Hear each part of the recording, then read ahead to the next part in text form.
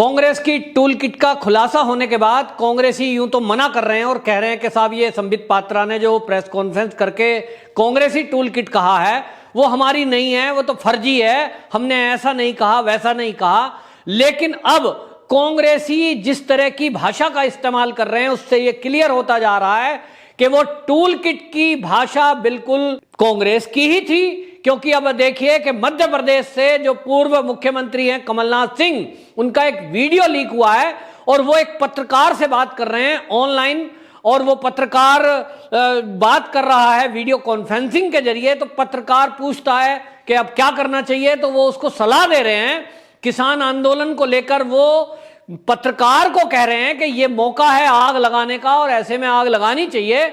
और उसने कहा कि नहीं, किसानों को तो डायरेक्ट पैसा मिल रहा है, सरकार ने फसल खरीद ली है। तो वो कहते हैं नहीं नहीं, आप ऐसे खबर चलाओ कि ये जो सरकार ने गेहूं खरीदा है ये तो पंजाब के और हरियाणा के किसानों का ज्यादा खरीदा है, मध्य प्रदेश के लोगों का गेहूं नहीं खरीदा गया। और इस तरह की खबर बनाओ ताकि किसानों में बवाल फैले और आग लग जाए। आग लगाने का ये मौका है, ये वर्ड इस्तेमाल किए कमलनाथ ने, जो कि पूर्व मुख्यमंत्री हैं मध्य प्रदेश के। अब इसी बात से आप समझ सकते हैं कि ये कांग्रेसी किस हद तक गिर गए कि अब तो ये बिल्कुल क्लियर हो गया कि ये किसान आंदोलन फर्जी था और कांग्रेस ने ही इसको पूरी योजना को बनाया था मोदी सरकार को घेरने के लिए। लेकिन मोदी सरकार ने जिस तरह से एमएसपी पर जो फसल खरीदी, यानी गेहूं की जो खरीद हुई है, उसका पैसा लोगों को डायरेक्ट ट्रांसफर कर दिया गया अकाउंट में, जिससे किसान काफी खुश हैं। और आपको बताएं कि मध्य प्रदेश के जो किसान हैं उनका गेहूं पूरे भारत में लोकप्रिय है, स्वादिष्ट है, और इसलिए वहां गेहूं की फसल ज्यादा होती है। एमएसपी पर जितना सरकार ने खरीदा उससे कहीं ज्यादा वो प्राइवेट मार्केट में बिकता है और अच्छे दाम पर बिकता है। लेकिन इस मौके को, जब कोरोना चल रहा हो, इस मौके पर कांग्रेस आग लगाने की बात कर रही है, देश में लोगों को भड़का रही है।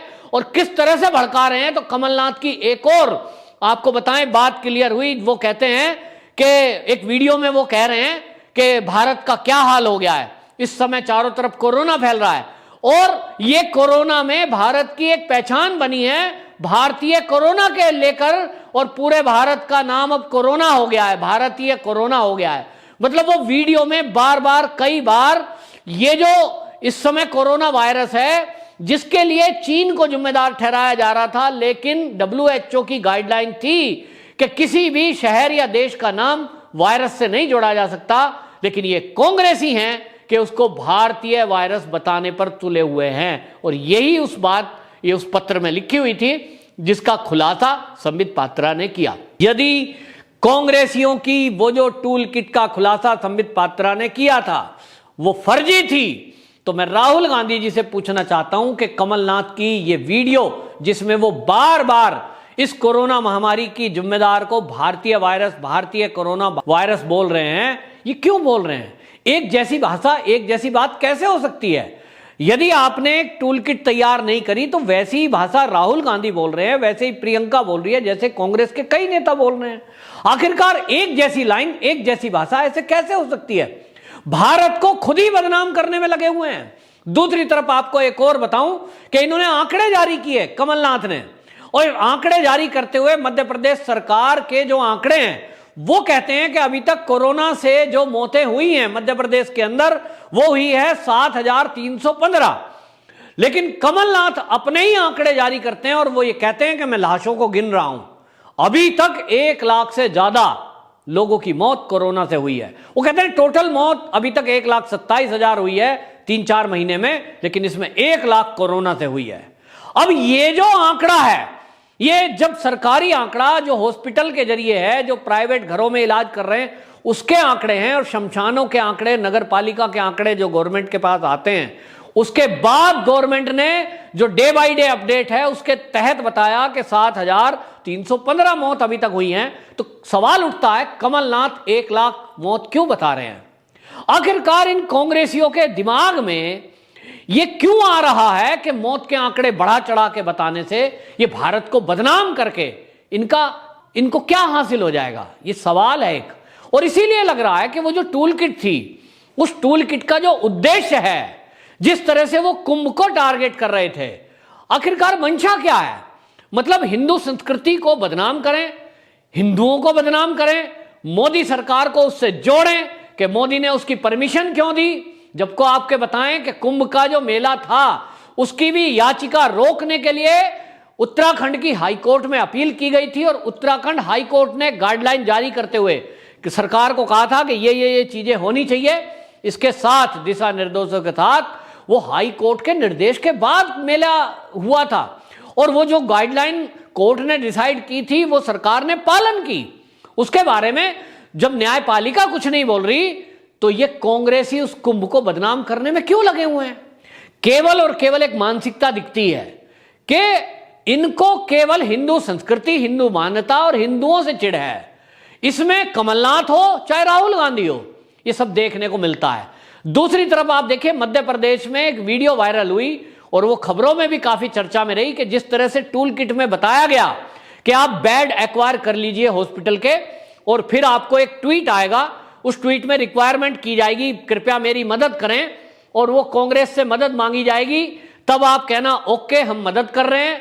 तो आपने जो एक्वायर किए हुए बेड हैं फर्जी तरीके से हॉस्पिटल में, उसमें आप मरीज भर्ती करा देना, फिर वो थैंक यू का ट्वीट जाएगा और उस सबका स्क्रीनशॉट लेकर सोशल मीडिया पे प्रचारित करो कि देखो भाई कांग्रेस के लोग कितने बढ़िया काम कर रहे हैं कि लोगों को बेड दिला रहे हैं। और ये भी टूल किट में लिखा गया था। मान लो वो टूल किट का हेडर फुटर कुछ अलग था, लेकिन ये बातें जो उस लेटर में कही गई, जो संबित पात्रा जी ने पूरा दिखाया था, इसी को ये कमलनाथ ने क्यों इंप्लीमेंट किया?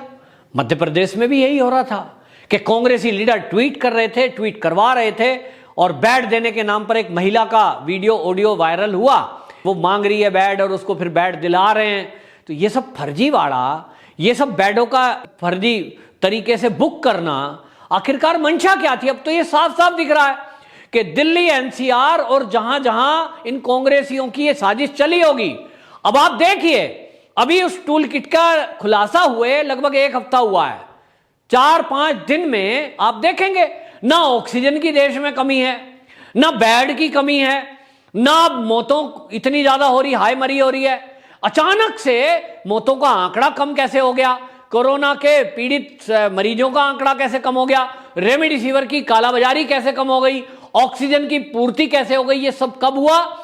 जब सुप्रीम कोर्ट में बीजेपी ने एक अपील करी, यानी कांग्रेस की तरफ से एक अपील की गई, जजों के सामने बात रखी गई कि जो ये पूरे राज्य हैं इनमें जो कांग्रेस शासित या बीजेपी की जहां सरकार नहीं है, वो लोग ज्यादा अफरा तफरी मना रहे हैं, बार बार ऑक्सीजन ऑक्सीजन ऑक्सीजन चिल्ला रहे हैं, ऑक्सीजन नहीं दे रही सरकार और इस रेमडेसिविर को लेकर बात उठा रहे हैं, तो क्यों ना इसका ऑडिट करा दिया जाए। ऑडिट के अनुसार यह तय हो जाएगा कि राज्यों को जो ऑक्सीजन दी जा रही है वो बराबर दी जा रही है या उसका वो दुरुपयोग कर रहे हैं। जैसे ही सुप्रीम कोर्ट ने ये ऑडिट के आदेश दिए, हमने देखा उसके अगले ही दिन से दिल्ली सरकार ने और कई राज्यों की सरकारों ने ये कहना शुरू कर दिया, अजी हमारे पास तो ऑक्सीजन ठीक है, अब हमारी कोई कंप्लेंट नहीं है। मतलब 24 घंटे में सुप्रीम कोर्ट के एक्शन लेते ही ये आंकड़े कैसे ठीक हो गए? कैसे हॉस्पिटल ठीक हो गए? अब कैसे ठीक हो गया? तो ये साजिश का खुलासा लगता है। इसका मतलब ये तय है कि केंद्र सरकार को, मोदी जी को बदनाम करने के लिए ये बड़ी साजिश रची गई थी कि फर्जी एक अफरा तफरी का माहौल तय करो, मशीनों की कालाबाजारी करो, दवाई की कालाबाजारी करो, ऑक्सीजन को स्टोर कर लो, ऑक्सीजन के आपके पास अरेंजमेंट नहीं है, दोषी केंद्र सरकार को बताओ और इस सबको करके आप मोदी को बदनाम कर ले जाओ पूरे देश में और दुनिया में। लोगों के दिमाग में बिठा दो कि केंद्र सरकार ये जो दवाइयों का पैसा है सेंटर विस्टा में यूज कर रही है। इसी तरह केंद्र की ये सेंटर विस्टा प्रोजेक्ट है जो नई संसद बन रही है, जबकि ये बता दिया गया भाजपा के नेताओं के द्वारा कि लगभग 1000 करोड़ रुपया प्रति वर्ष 51 मिनिस्ट्री के जो कार्यालय के लिए प्राइवेट बिल्डिंगों को लिया गया है लीज पर, उससे जो किराया जा रहा है वो 1000 करोड़ है। और ये जो नई संसद बनेगी ये लगभग 1000 करोड़ में, यानी 997 करोड़ रुपया खर्च होगा, यानी 1 साल के किराए में जो खर्चा होगा वो संसद बन जाएगी। अब इस तरह का खुलासा हुआ, लेकिन कांग्रेसियों ने इस मुद्दे को भी उठाया और संसद के मुद्दे को लोगों के दिमाग में भरने की कोशिश की। आम आदमी भी ये सवाल उठा रहा था, जी ये 20,000 करोड़ रुपए खर्च करने की जरूरत क्या थी?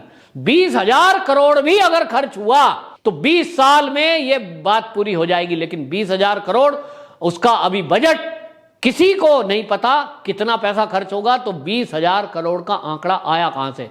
कई सारे सोशल मीडिया के पत्रकार इस पर न्यूज बनाते हैं, उनको पैसा किसने दिया, किसने कहा उनको कि इस तरह से 20,000 करोड़ का आप बजट बताकर वीडियो बनाओ। यह सब फर्जीवाड़ा कांग्रेस की इस टूल किट में था, जिसमें वो ये खुद मान रहे हैं कि भाई ये हमने पत्रकारों को गाइड करने के लिए, पत्रकारों को बताने के लिए ये हमने रिसर्च की थी। उनकी जो रिसर्च विंग है बाकायदा सेंटर विस्टा प्रोजेक्ट पर वो काम करती है और रिसर्च करती है। उसका पता भी चल गया कि किसने वो रिसर्च की, और ये सारा जब खुलासा हो गया है तो अब कांग्रेसी एफआईआर करा रहे हैं, जबकि एफआईआर उनके अगेंस्ट ऑलरेडी हो चुकी है बीजेपी की तरफ से। फैसला कोर्ट में होगा, लेकिन बिना कोर्ट के फैसला हुए ये अब आम पब्लिक भी देख रही है। जिस तरह से कमलनाथ ने वीडियो में बाकायदा ये कहा है कि देश में आग लगाओ, पत्रकार को वो फर्जी रिपोर्टिंग करने को कह रहे हैं और खुद इस वायरस को भारतीय वायरस बोल रहे हैं, कोरोना के वायरस को। इससे कोई प्रूफ की जरूरत नहीं है, यह सिद्ध होता है कि ये कांग्रेसी देश को दुनिया में बदनाम कर रहे हैं और कोरोना वायरस को भारतीय वायरस बताकर भारत की सरकार को और भारत के उद्योग धंधों को चौपट करना चाहते हैं। आखिरकार कांग्रेसी इस देश की अर्थव्यवस्था को चौपट क्यों करना चाहते हैं यह हमें पता है, क्योंकि राहुल गांधी और सोनिया गांधी का समझौता सरकार का चीन से हो चुका है। इस कांग्रेस पार्टी का शायद चीन को फायदा पहुंचाने के लिए यह सब रचा जा रहा है, जो बहुत भयंकर है, और इसमें संज्ञान लेना चाहिए न्यायपालिका को, संज्ञान लेना चाहिए सरकार को। वंदे मातरम।